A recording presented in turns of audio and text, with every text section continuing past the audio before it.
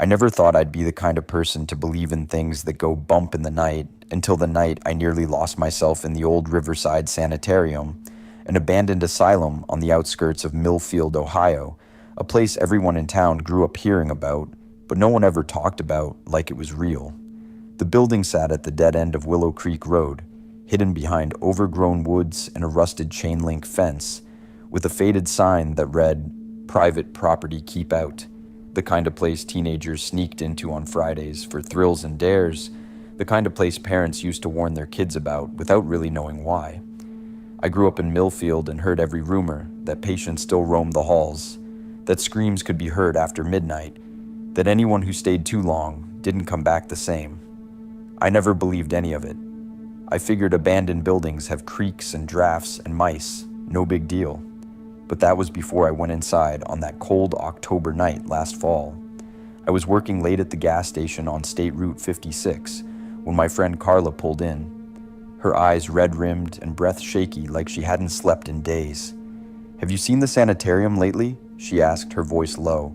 I laughed, thinking she was joking. "Seen it? I pass it every day." "Why?" She didn't laugh. She handed me her phone and showed me a picture she claimed to have taken that afternoon. A window on the third floor, glowing with a faint amber light, like someone had left a lamp on. The sanitarium's windows had been boarded up for years. "Must be sunlight or reflections," I said, even though the photo wasn't taken at golden hour.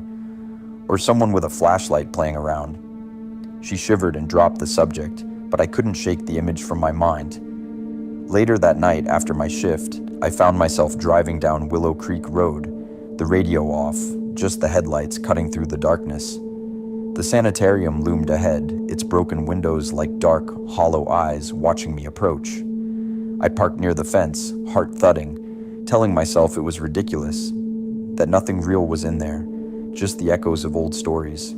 Still, the amber glow from Carla's photo played behind my eyelids, and curiosity gnawed at me, until I opened the car door and started walking toward the building. The air was cold, thick with the smell of damp wood and mildew, and every step toward the entrance felt heavier than the last. I pushed aside a loose plank covering the doorway and slipped inside. My flashlight cut through absolute black, illuminating peeling paint, rotted floorboards, and faded signposts that once directed doctors and nurses, but now only pointed to dust and silence. Every sound I made, footsteps, my breathing, the hum of the flashlight seemed amplified in the emptiness. I reached what must have been the main hallway, rows of doors on either side. Some were marked with faded letters: X-ray room, therapy, records. I shivered when my light passed over them. The air was so still it felt wrong, like the building was holding its breath. I stepped forward, my foot hitting something solid, a rusted metal tray, the kind used in medical facilities. I bent to look and saw old instruments strewn across the floor, long since corroded, but enough to remind me people had lived, breathed, suffered here. I kept going, drawn toward the stairwell at the end of the hall. My footsteps echoed. I told myself I was being ridiculous, that nothing supernatural was happening, that abandoned buildings are just scary places, full stop. But as I reached the stairs, a faint sound froze me. A whisper, so soft I thought I imagined it. I held my breath. Silence. I shook my head and climbed up, room to room, floor to floor, until I reached the third story. That's when I saw it. A door at the far end of the hall, slightly ajar, amber light spilling out from inside like a beacon. My heart slammed. I told myself it was a reflection, someone's flashlight, a trick of the moonlight. Anything but something alive in that building. Still, I edged forward, each step slow, deliberate, my grip on the flashlight tightening until my knuckles ached. I reached the door and pushed it open with a trembling hand. The room was empty, an old patient room, with a rusted bed frame, cracked walls, and a window that looked out over the woods. But the amber light in the photo wasn't sunlight.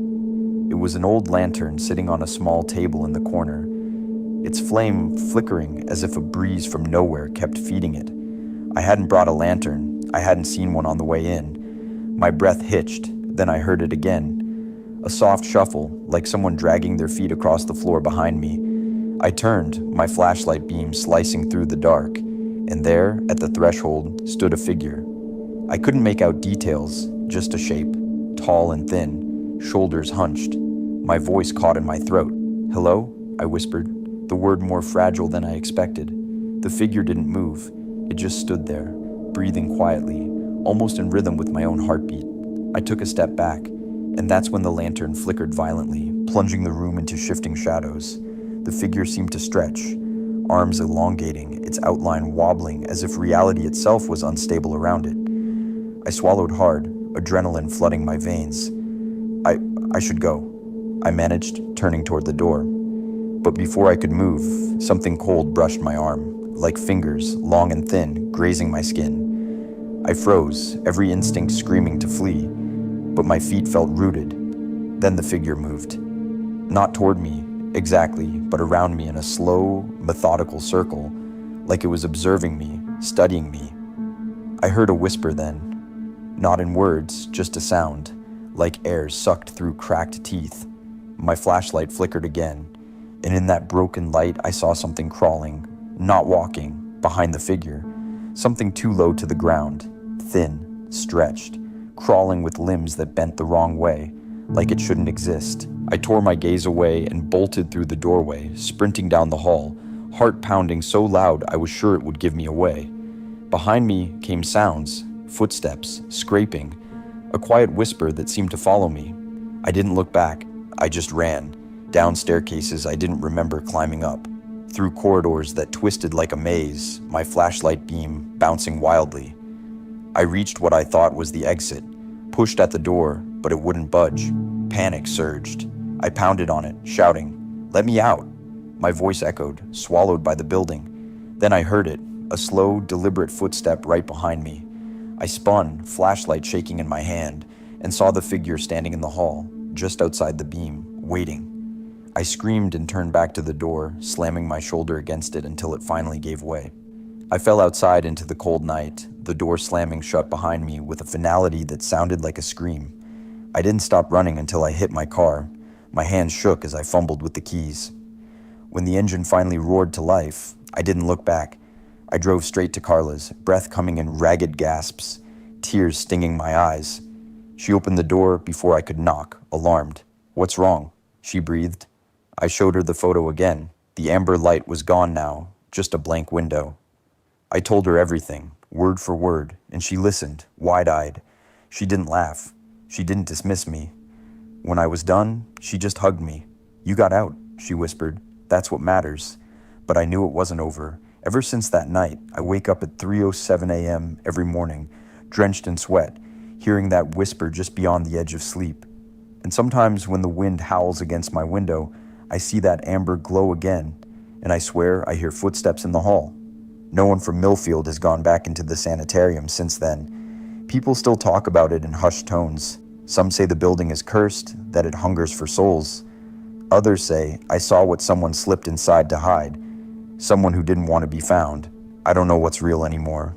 All I know is this: there are places in this world that weren't meant to be forgotten. Places that watch you as much as you watch them, and when you pay attention long enough, they'll let you in, but they won't let you go. I didn't plan on going inside the old Northville Psychiatric Hospital that night. If anything, I'd spent most of my life avoiding it. Growing up in Northville, Michigan, everyone knew about the massive abandoned complex off 7 Mile Road. Even after most of it was demolished years ago, parts of the property still felt untouched, like something had been left behind on purpose. As kids, we'd drive past it and dare each other to hop the fence. Nobody ever did, at least not while I was around. But 3 months ago, on a cold Friday night in November, I ended up standing in front of one of the last remaining structures, wondering why I ever thought it was a good idea. It started with something small. My younger brother, Ethan, had been acting strange for weeks. Quiet, distracted. He'd leave the house at night and come back smelling like damp wood and mildew. I thought he was smoking somewhere or sneaking off with friends. Then one night, I noticed mud on his shoes. Thick, dark soil like the kind near the wooded edge of the old hospital grounds. When I confronted him, he denied everything, but his hands were shaking.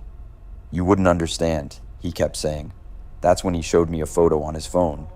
It was taken inside a long, empty corridor, peeling paint, cracked tiles, old hospital doors hanging open. At the end of the hallway was a wheelchair facing the wall. "We didn't put that there," he whispered. I asked who "we" was, but he wouldn't answer. 2 days later, Ethan didn't come home. His phone went straight to voicemail. My mom assumed he was staying with a friend, but I knew better. I grabbed my jacket and drove straight toward the hospital grounds. The entrance gate was half collapsed, easy to slip through. The wind cut through the trees, making a hollow whistling sound that almost sounded like voices overlapping each other. I parked near the tree line and walked the rest of the way. The building loomed ahead, massive and dark, its broken windows reflecting the moonlight like empty eyes. I told myself I was just retrieving my idiot brother and dragging him home. Nothing more. The front doors were boarded up, but a side entrance near the loading dock had been forced open. I stepped inside and immediately felt the temperature drop. It wasn't just cold, it was heavy, like the air itself had weight. My flashlight illuminated a wide hallway lined with old patient rooms. The smell hit me instantly. Mold, dust, something metallic underneath it all. I called Ethan's name, my voice echoing farther than I expected. No response. Just silence stretching endlessly. I walked deeper in, my boots crunching over broken glass. That's when I noticed the wheelchair. It was positioned in the center of the hallway now, not facing the wall like in the picture, facing me. My stomach tightened. I stepped closer, telling myself it was coincidence. Maybe other people had been here. Maybe Ethan and his friends were messing with me. But the hallway felt wrong, too still, like the building was listening. I reached the wheelchair and touched the handle. The metal was ice cold. Then, from somewhere above me, I heard a loud bang, like a door slamming shut.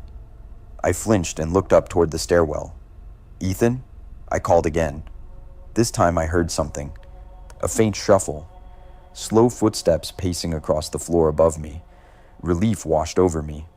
"Ethan, cut it out," I shouted. "Mom's freaking out." The footsteps stopped. Then, slowly, deliberately, they began again. But heavier, slower. Not like a teenage kid trying to be funny. More like someone dragging their feet. I swallowed and headed toward the stairs. Each step creaked under my weight. Halfway up, I noticed scratch marks along the wall. Long, vertical gouges carved into the paint, deep enough to expose the concrete underneath. I ran my fingers over them without thinking. They were fresh. The second floor was darker. My flashlight flickered once, twice, then steadied. The hallway up there was longer, lined with overturned gurneys and broken equipment. And at the far end, I saw someone standing there. "Ethan?" I breathed, stepping forward. The figure didn't respond. It just stood there, facing slightly away from me. Too still. "Dude, stop messing around." I walked closer. 10 feet away, I realized it wasn't Ethan. The shoulders were too broad, the frame too tall. The head tilted at an unnatural angle, chin tucked too low against its chest. My chest tightened. "Hello?" I asked, my voice barely audible. The figure's head twitched, not turned, twitched, like something cracking into place. Then it slowly rotated toward me, and even in the dim light, I could tell something wasn't right about its face. It looked stretched, like skin pulled too tight over bone. The mouth slightly open, but too wide. I staggered back.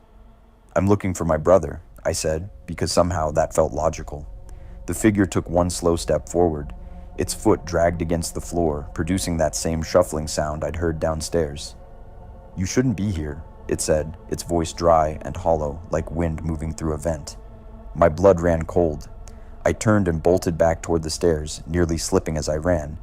Behind me, I heard movement, not fast, but steady, deliberate, like it knew I couldn't escape. I rushed down the steps and back into the first-floor hallway. The wheelchair was gone. My heart nearly stopped. The corridor stretched out before me, but it didn't look the same anymore. The doors along the walls were now slightly open, just a crack, as if something inside each room was peeking out. I ran for the exit. Halfway there, one of the doors creaked wider. I couldn't help it. I glanced inside. The room was empty, except for Ethan, sitting on the floor against the wall, staring straight ahead. "Ethan!" I rushed in, dropping to my knees. He didn't react. His eyes were wide, unfocused. "We have to go," I said, grabbing his shoulders. That's when he finally spoke. "It doesn't like when we leave." My hands froze. "Who doesn't?" I whispered. The lights above us flickered violently. From the hallway came the slow drag of footsteps again. Ethan's head turned slightly toward the door. "It followed me home," he said quietly. My stomach dropped. The footsteps stopped right outside the room. A long shadow stretched across the floor toward us. I didn't wait.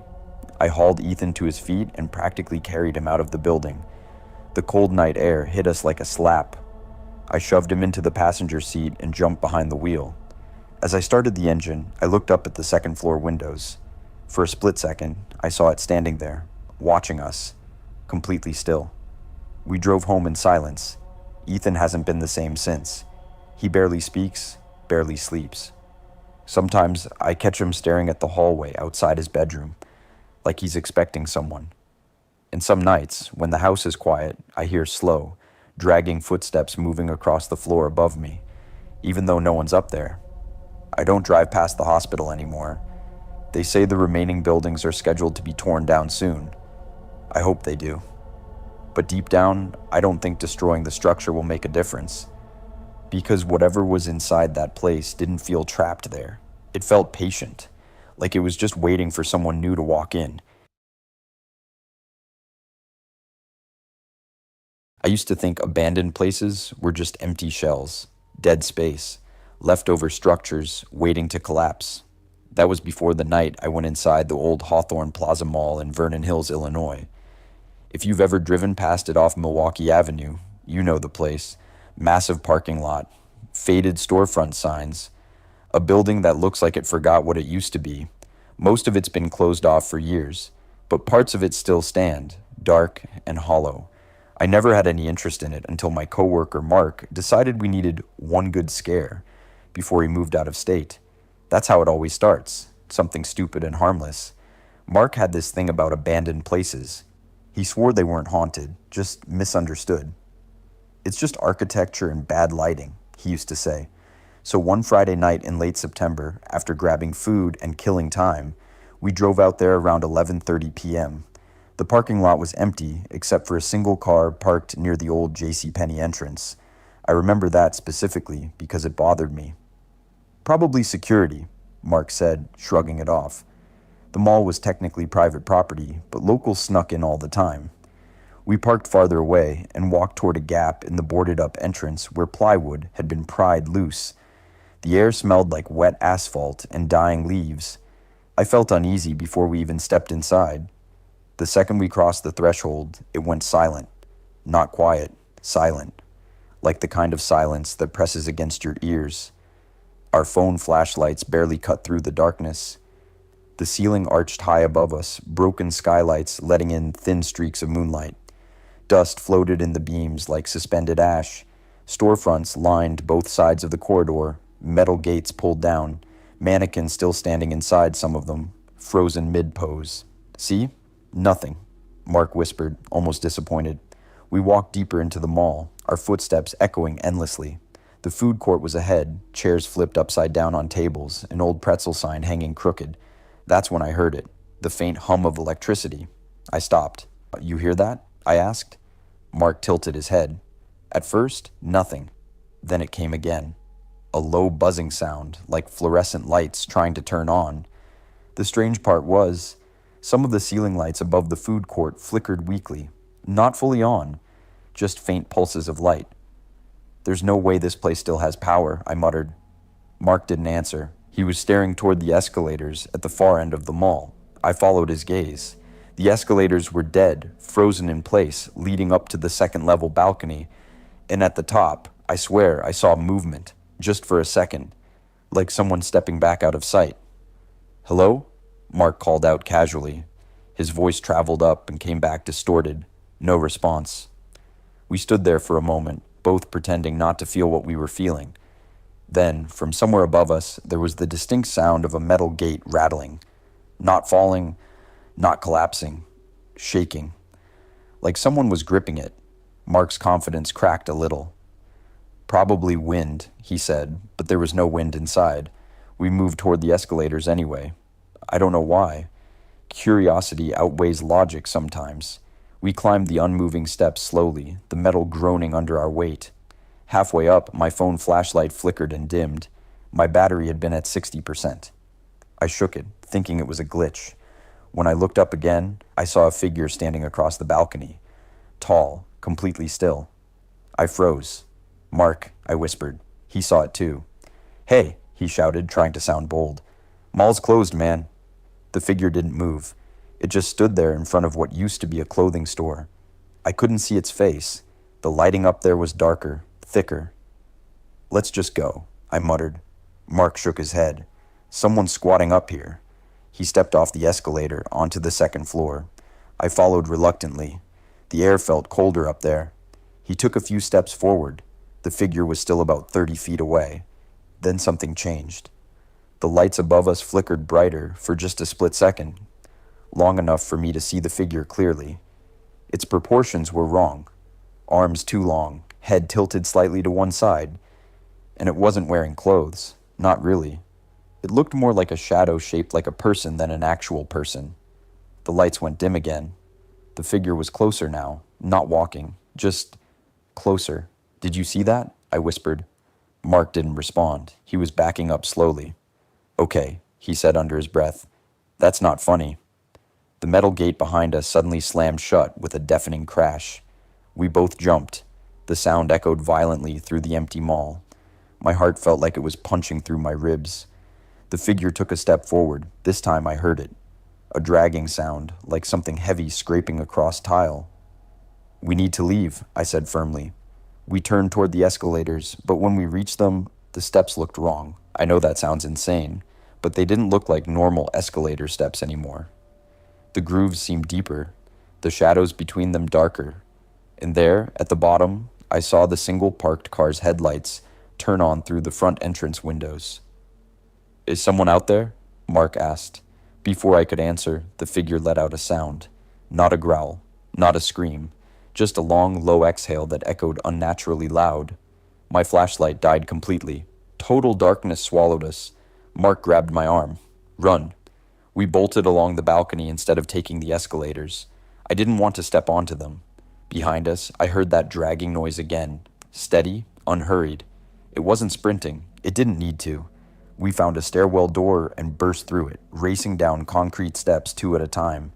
When we hit the ground floor, we ran straight for the entrance we'd come through. The plywood gap was still there. We shoved through it and didn't stop running until we reached the car. As I unlocked it, I glanced back at the mall. The headlights from the other car were off again. The parking lot was empty, completely empty. "Where'd the other car go?" I asked. Mark didn't respond. He was staring at the mall's second-floor windows.